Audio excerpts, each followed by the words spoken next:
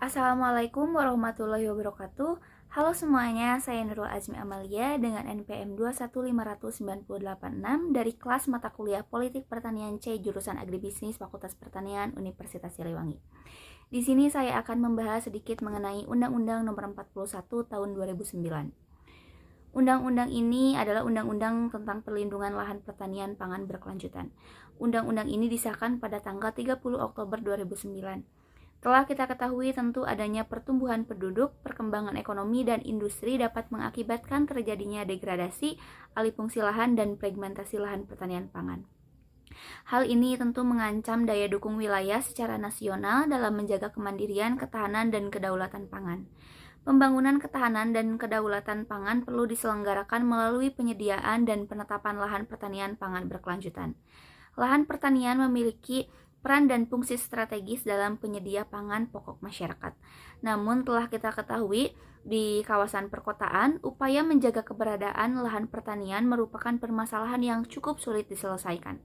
Tingginya permintaan lahan pertanian akibat perkembangan kegiatan perumahan, perdagangan, jasa, industri, dan lain-lain telah menyebabkan lahan-lahan terbuka yang sebagian besar merupakan area pertanian setiap tahun terus mengalami pengurangan. Dari uraian di atas, maka penciptaan Undang-Undang Nomor 41 Tahun 2009 tentu sangat penting untuk menjaga perlindungan lahan pertanian pangan yang berkelanjutan. Undang-undang ini diharapkan dapat menekan tingginya laju konservasi lahan sawah dan mempertahankan fungsi ekologinya. Perlindungan lahan pertanian pangan berkelanjutan diselenggarakan atau diciptakan yang pertama untuk melindungi kawasan dan lahan pertanian pangan secara berkelanjutan. Yang kedua, menjamin tersedianya lahan pertanian pangan secara berkelanjutan. Yang ketiga, mewujudkan kemandirian, ketahanan, dan kedaulatan pangan. Yang keempat, melindungi kepemilikan lahan pertanian pangan milik petani. Yang kelima, meningkatkan kemakmuran serta kesejahteraan petani dan masyarakat. Dan yang keenam, meningkatkan perlindungan dan pemberdayaan petani. Serta yang ketujuh, meningkatkan penyediaan lapangan kerja untuk kehidupan yang layak. Dan yang terakhir, mempertahankan keseimbangan ekologisnya yang mampu mewujudkan lahan pertanian dengan kondisi yang baik serta menciptakan revitalisasi pertanian. Undang-Undang Nomor 41 Tahun 2009 mewajibkan pemerintah untuk menetapkan KP2B atau penetapan kawasan pertanian pangan berkelanjutan yang dilindungi dan dikembangkan untuk menghasilkan pangan pokok. Lalu mengatur tentang alih fungsi lahan yang harus melalui izin dan persetujuan pemerintah. Lalu mendorong pengembangan lahan pertanian melalui berbagai upaya penyedia sarana dan prasarana dan pengembangan sumber daya manusia.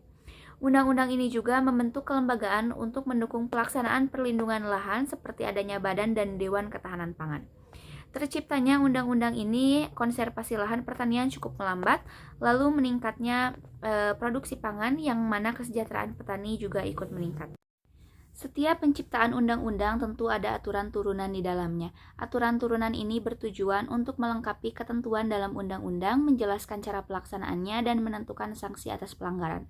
Aturan turunan dalam undang-undang yang pertama adalah peraturan pemerintah atau PP, dibuat oleh presiden yang bersifat umum. Yang kedua, peraturan presiden yang bersifat khusus. Yang ketiga, peraturan menteri dibuat oleh menteri untuk melaksanakan undang-undang yang berkaitan dengan bidang tugasnya. Yang terakhir, peraturan daerah dibuat oleh DPRD untuk melaksanakan undang-undang yang berkaitan dengan daerahnya. Adapun aturan turunan dalam Undang-Undang Nomor 41 Tahun 2009, yakni diantaranya yang pertama, peraturan pemerintah berisi mengenai yang pertama, Peraturan Pemerintah Nomor 1 Tahun 2011 tentang penetapan dan alih fungsi lahan pertanian pangan berkelanjutan. Yang kedua, Peraturan Pemerintah Nomor 12 Tahun 2012 tentang pengendalian alih fungsi lahan sawah.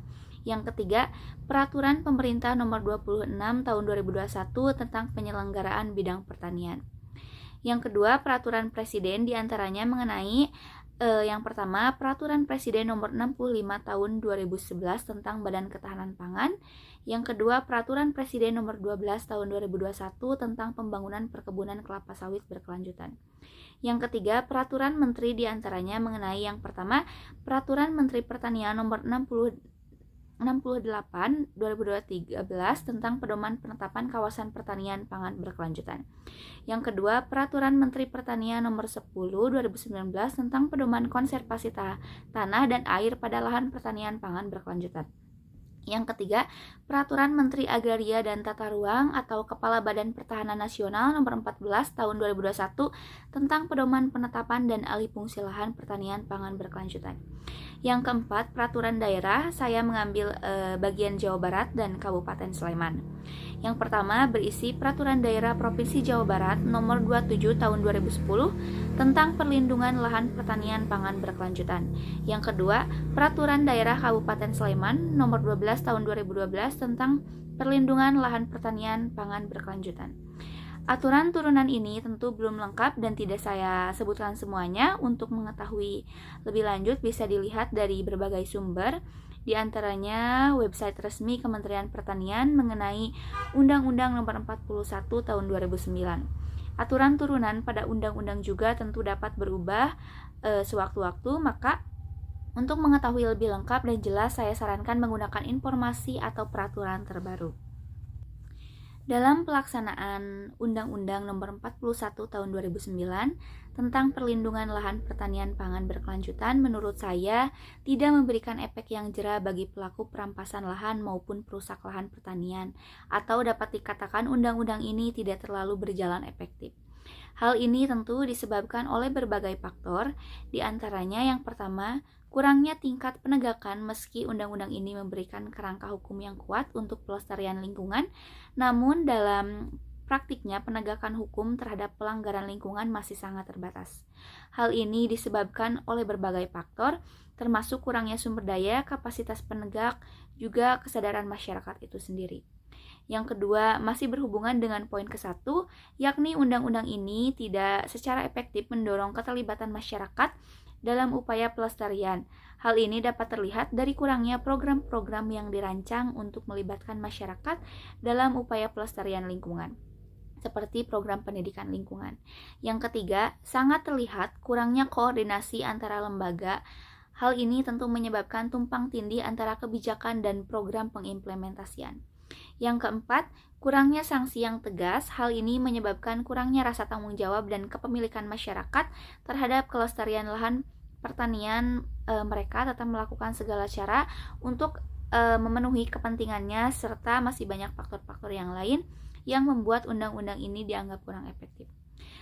Saya mengambil salah satu contoh kasus penelitian di Kota Surakarta yang menjelaskan bahwa implementasi Undang-Undang Nomor 41 Tahun 2009 tentang perlindungan lahan pertanian pangan berkelanjutan di Kota Surakarta baru sampai pada proses inventarisasi sawah dan belum ditetapkan sebagai lahan pertanian pangan berkelanjutan. Luasan lahan pertanian Kota Surakarta 111 hektar yang tertuang dalam Perda RT RW Kota Surakarta tahun 2011 sampai 2031 dan tidak boleh dialih fungsi. Namun setelah diidentifikasi, ternyata luas lahan kurang dari jumlah tersebut dan keberadaannya bukan berupa hamparan melainkan lahan sawah yang dikelilingi perumahan. Adapun faktor-faktor yang mempengaruhi implementasi adalah sosialisasi petugas, dana respon implementor, pemahaman terhadap kebijakan, peraturan pendukung, SOP, koordinasi antar instansi kepemilikan lahan, alasan konservasi, dukungan publik dan komitmen pelaksana menunjukkan hasil yang tidak signifikan. Karena implementasi undang-undang ini berlaku secara nasional di Kota Surakarta, undang-undang ini baru sampai pada tahap inventarisasi sawah yang diatur dalam Perda RT RW dan belum ada suatu peraturan daerah khusus yang mengatur tentang hal tersebut. Maka dari itu perlu dilakukan upaya-upaya yang mampu mewujudkan undang-undang tersebut. Dilihat dari contoh kasus di atas, setiap pemerintah daerah harus segera menetapkan undang-undang tersebut sehingga dalam pelaksanaannya terdapat payung hukum yang jelas, terutama untuk kegiatan pengawasan dan pengendalian, serta melakukan penyuluhan mengenai pentingnya pengendalian konservasi lahan dan sosialisasi mengenai undang-undang tersebut, mengingat masih banyak kasus yang menyimpang dari undang-undang tersebut. Setelah diciptakannya undang-undang tersebut, sebagian pemerintah maupun masyarakat tentu banyak yang telah mengimplementasikan dan berdampak positif terhadap perlindungan lahan pertanian pangan berkelanjutan. Di antaranya yang pertama, pemerintah pusat telah menerapkan pengaturan alih fungsi LP2B yang hanya dapat dilakukan dalam keadaan tertentu dengan izin pemerintah pusat. Yang kedua, pemerintah melakukan pengembangan infrastruktur seperti irigasi, jalan usaha tani, dan sebagainya. Yang ketiga, pemerintah memberikan usaha penyuluhan dan pelatihan kepada petani dalam upaya meningkatkan produksi dan kualitas hasil panen. Yang keempat, pemerintah memberikan bantuan subsidi seperti benih dan pupuk. Dan yang kelima, adanya program serasi atau sertifikat elektronik pertanian. Hal ini tentu mempermudah akses petani terhadap kredit dan bantuan pemerintah.